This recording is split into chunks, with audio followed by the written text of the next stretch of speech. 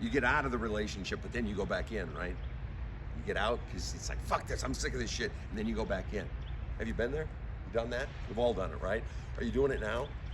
Where it's gotten so bad over time, where there's a clear pattern of behavior that this person is exhibiting, and then you get out, but then they change. Fucking miracles, right? Now all of a sudden they're in counseling, or now all of a sudden there are rainbows and cotton candy out their butthole, you know, they're just everything, and they care about you, and they're asking about your fucking day all of a sudden. It's like, oh, this is the person I always wanted them to be. It can be a man, it can be a woman, whatever it is you're in a relationship with. It can be two friends, boyfriend, girlfriend, husband, wife, boss, subordinate, you know, parent, whatever. They've changed. No, they haven't fucking changed. You've heard me say it a million times. You know, trying to change behaviors long-term never changes behaviors long-term.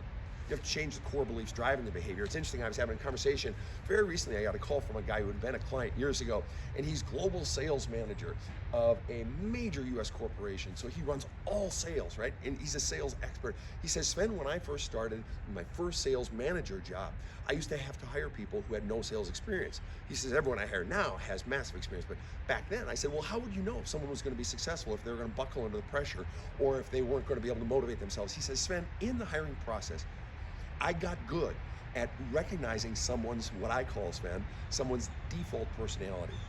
Whether it's sunny and warm, or whether it's friendly or inquisitive or edgy or mopey, I could pick out their fucking default personality, and then I'd begin to see it. They'd always go back to that. And I find that so interesting, because that's the same thing in fucking relationships. People have a default personality. So they may become pink bows and cotton candy out their butthole for a couple of weeks, a couple of months, and lure you back in, but they will go back to their default personality. That their patterns of behavior that they've exhibited over years, they will go back to. Why? Because they haven't changed the core beliefs driving the behavior. They've only changed the surface behaviors. The default personality, they'll always go back to it. And sometimes we have to go back into that relationship 10 or 100 times, and that's fine. Till eventually we realize nothing's changed, nothing's gonna fucking change.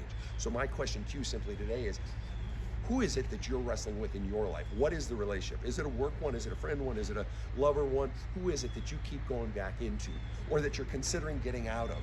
Because you've seen a long-established pattern of behavior, because you've seen a default personality. Who is it? And at what point do you have the courage to finally walk away, recognizing it's not changing and it's not gonna fucking change, not permanently at least?